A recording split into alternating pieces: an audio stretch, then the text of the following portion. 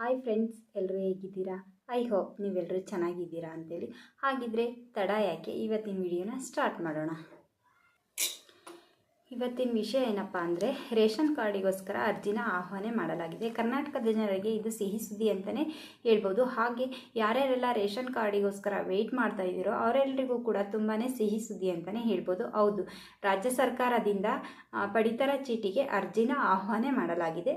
ಮತ್ತು ಈ ಅರ್ಜಿನ ಯಾವಾಗ ಹಾಕಬೇಕು, ಹಾಕೋದಕ್ಕೆ ಏನೇನೆಲ್ಲ ದಾಖಲೆಗಳು ಬೇಕು, ಮತ್ತು ಇದರಿಂದ ನಮಗೆ ಏನು ಪ್ರಯೋಜನ ಇದೆ ಅಂತ ನಾನು ಈ ವಿಡಿಯೋದಲ್ಲಿ ನಿಮಗೆ ತಿಳಿಸ್ಕೊಡ್ತಾ ಇದ್ದೀನಿ. ಹಾಗಿದ್ರೆ ತಡ ಯಾಕೆ, ಯಾರ್ಯಾರೆಲ್ಲ ನನ್ನ ಚಾನಲ್ನ ನೋಡ್ತಾ ಇದ್ದೀರೋ ಅವರೆಲ್ಲರೂ ಕೂಡ ನನ್ನ ಚಾನಲ್ಗೆ ಸಬ್ಸ್ಕ್ರೈಬ್ ಆಗಿ. ಹಾಗೆಯೇ ಈ ಮಾಹಿತಿನ ನೀವು ಪೂರ್ಣ ತಿಳ್ಕೊಬೇಕು ಅಂದರೆ ವಿಡಿಯೋನ ಎಲ್ಲೂ ಕೂಡ ಸ್ಕಿಪ್ ಮಾಡದೆ ನೋಡಿ. ಓಕೆ, ರೇಷನ್ ಕಾರ್ಡ್ ಅನ್ನೋದು ಜನರಿಗೆ ಎಷ್ಟು ಇಂಪಾರ್ಟೆಂಟ್ ಅಂದರೆ ಅದು ನಮ್ಮ ಜೀವನದ ಒಂದು ಅವಿಭಾಜ್ಯ ಅಂಗ ಆಗಿದೆ ಅಂತಲೇ ಹೇಳ್ಬೋದು. ಹಾಗಿದ್ರೆ ಈ ರೇಷನ್ ಕಾರ್ಡ್ಗಳಲ್ಲಿ ಎರಡು ವಿಧ ಬರ್ತವೆ, BPL ಮತ್ತು APL ಕಾರ್ಡ್ ಅಂತೇಳಿ. BPL ಕಾರ್ಡ್ ಅಂದರೆ ಬಿಲೋ ಪಾವರ್ಟಿ ಲೈನ್, ಅಂದರೆ ಬಡತನ ರೇಖೆಯಿಂದ ಕೆಳಗಡೆ ಇರ್ತಕ್ಕಂಥ ಜನರಿಗೆ.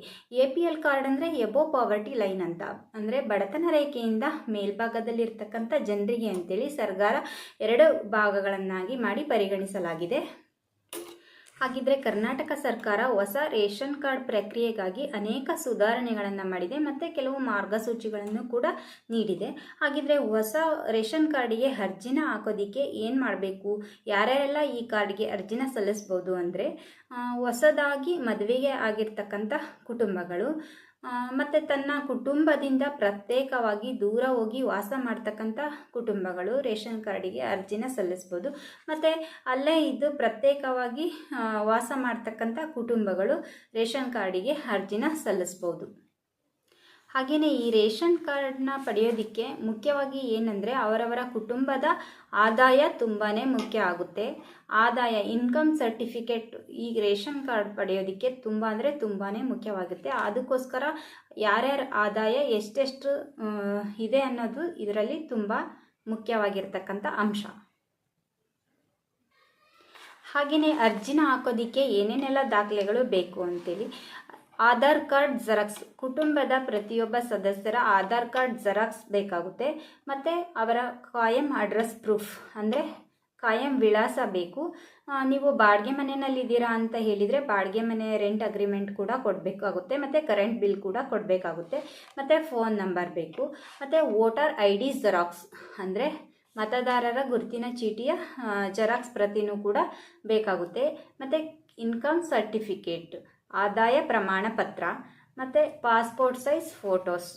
ಇನ್ನೊಂದು ಸರಿ ಹೇಳ್ತಾ ಇದ್ದೀನಿ, ಆಧಾರ್ ಕಾರ್ಡ್ ಜೆರಾಕ್ಸ್, ಕಾಯಂ ಅಡ್ರೆಸ್ ಪ್ರೂಫ್ ಅಥವಾ ಬಾಡಿಗೆ ಮನೆಯಲ್ಲಿರೋರು ರೆಂಟ್ ಅಗ್ರಿಮೆಂಟ್ ಮತ್ತು ಕರೆಂಟ್ ಬಿಲ್ ಕೊಡಬೇಕಾಗುತ್ತೆ, ಫೋನ್ ನಂಬರ್, ಮತ್ತು voter ID xerox, income certificate ಮತ್ತು ಪಾಸ್ಪೋರ್ಟ್ ಸೈಜ್ ಫೋಟೋಗಳು.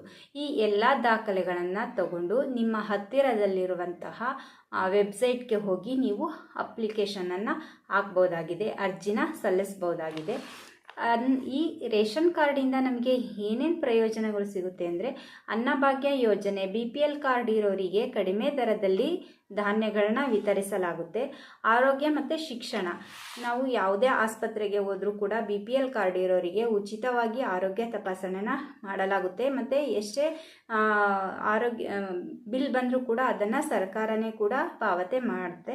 ಮತ್ತು ಶಿಕ್ಷಣ, ಬಡತನ ರೇಖೆಯಿಂದ ಕೆಳಗಡೆ ಇರ್ತಕ್ಕಂಥ ಜನರು ತಮ್ಮ ಮಕ್ಕಳನ್ನು ಓದಿಸೋದಕ್ಕೆ ತುಂಬಾ ಕಷ್ಟಪಡ್ತಾರೆ.